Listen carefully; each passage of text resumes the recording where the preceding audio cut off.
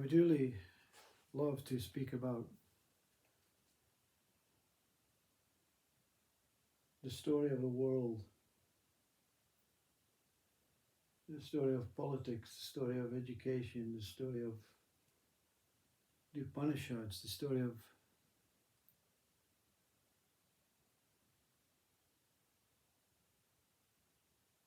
Christ, the story of Buddha, the story of a pandemic, the story of a war, the story of conspiracies, the story of the environment. But there's only one story worth speaking about, and that is the storyless story. The story that is free of all stories. A mind that is free of all minds. A world that is free of all worlds. It appears to be very negateful, a very negative way. It's like saying, well, you'll be better off dead.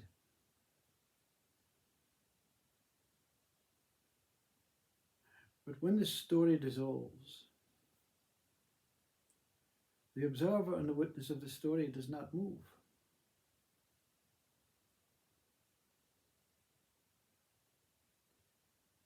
It is beyond stories, you see. I is beyond stories. Not this person, not this mind. This person in this mind is the story. It appears to be narrating a storyless story right now. But it's because it cannot put a finger, put a moment of attention on something more worthy than anything else, you see. So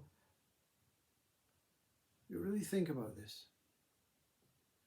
When you cannot define a particular area to talk about, it is not because you don't enjoy the story. It is because you cannot value or devalue that story in comparison with any other story. This is oneness. This is non-duality at its peak. Oh yes, it's boring to those that want to talk about a particular subject. Not only the objects disappear in enlightenment, but all the subjects go to.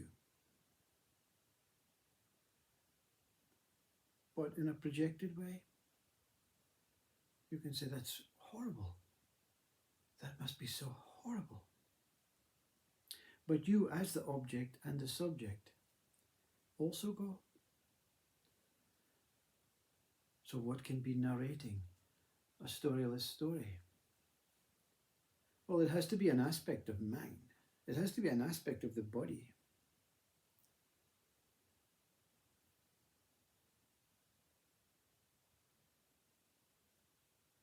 But it's not promoting the mind. It's not promoting the body. It's not promoting the ego. It's not promoting Upanishads. It's not promoting politics. It's not promoting Christianity. It's not promoting a pandemic. Everything is okay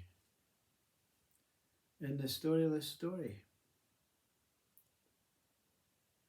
A blade of grass. Now let's talk about something interesting. Let's direct our attention onto a blade of grass. What is it? Where does it come from? How does it grow?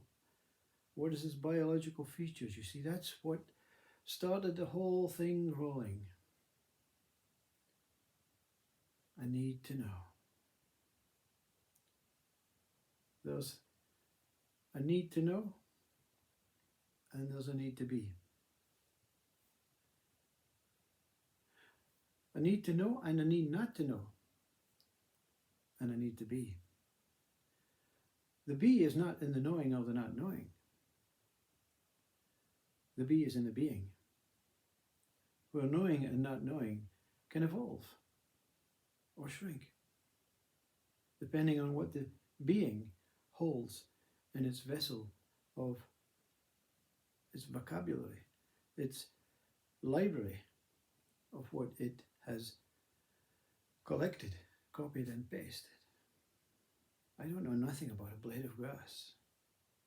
I really don't know nothing about politics, or Upanishads, or Christianity, or the body. I know nothing about me, you, and I.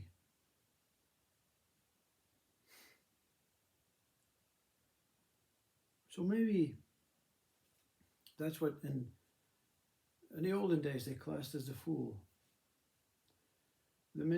Now we use the word dementia, Alzheimer's, mental health, mental illness. Maybe I'm mentally ill, but I don't know. And I don't think it's worth talking about. Most videos I watch on YouTube now are the silent ones, the silent meditations, because it's reflecting a true replication of myself. Empty, nothing, silent, but something exists to be here.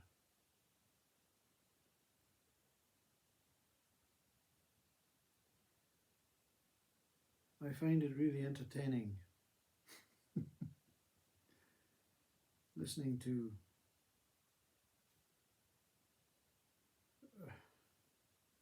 the waterfall,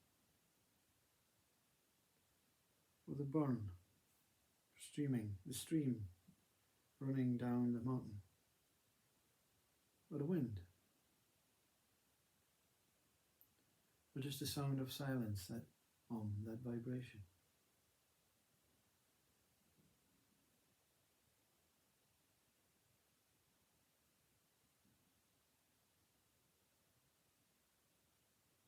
But humans are not here to be silent, they're here to talk, communicate, learn, become intelligent, and then surrender.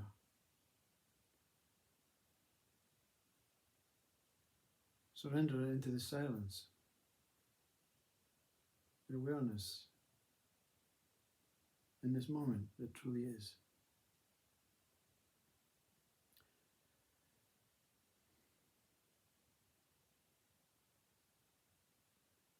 I'm watching the flame of the candle in the video, and the screen, pulsating like a heart, like a beat,